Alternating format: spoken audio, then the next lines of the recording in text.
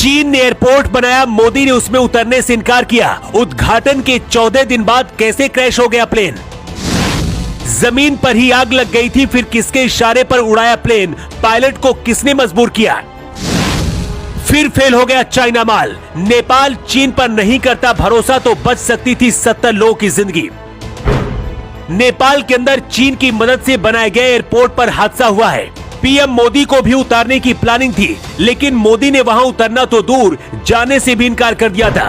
तो क्या मोदी पहले ही समझ गए थे कि चाइना माल पर यकीन करना सही नहीं है? नेपाल के पोखरा में रविवार को एटी एयरलाइंस का जो प्लेन क्रैश हुआ, उसमें कुल 72 लोग सवार थे। पोखरा एयरपोर्ट पहुंचने से 10 सेकंड पहले ये हादसा हुआ। जानकर आपको हैरानी होगी कि जहां पर यह हादसा हुआ है, नेपाल के पोखरा एयरपोर्ट का उद्घाटन 14 दिन पहले हुआ था।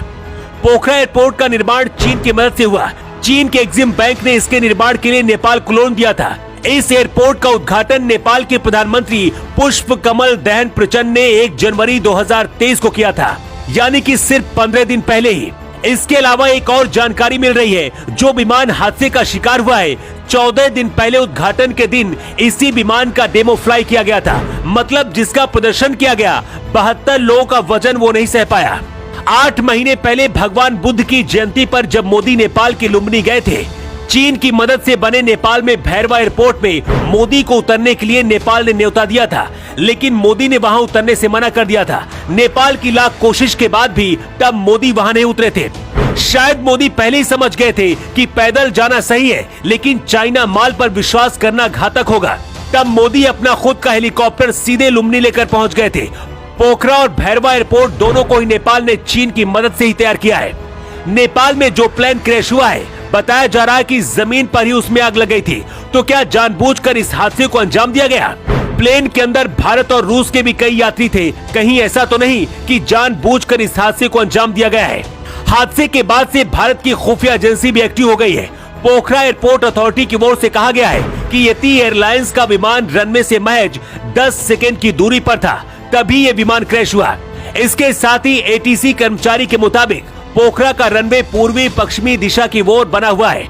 विमान को जो पायलट उड़ा रहा था, उसने पहले पूर्व की तरफ से लैंडिंग करने की परमिशन मांगी थी और परमिशन दी गई थी, लेकिन थोड़ी देर बाद पायलट ने पश्चिम की तरफ से लैंडिंग की परमिशन मांगी और दोबारा भी उसे परमिशन दे दी गई थी। तो क्या पायलट को दूसरी तरफ से विमान लैंड करने के लिए क्या किसी ने मजबूर किया था? सिविल एविएशन अथॉरिटी का कहना है कि लैंडिंग से ठीक पहले विमान में आग की लपटें दिखाई दे रही थी, इसीलिए मौसम की खराबी के कारण दुर्घटना हुई, ये बात नहीं कही जा सकती है।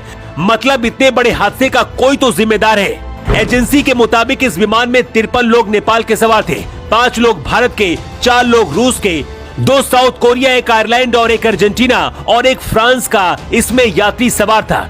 इस हादसे के बाद सोशल मीडिया पर लोग कह रहे हैं कि अगर चीन के बदले भारत पर नेपाल इतना ज्यादा भरोसा करता और भारत की मदद से एयरपोर्ट बने होते तो शायद इतना बड़ा हादसा नहीं होता। वैसे ही आपके हिसाब से इतने बड़े हादसे का जिम्मेदार कौन है? अपनी राय आप कमेंट बॉक्स पर देकर जरूर बताएं। युग के लिए ब्यूरो रिपोर्ट।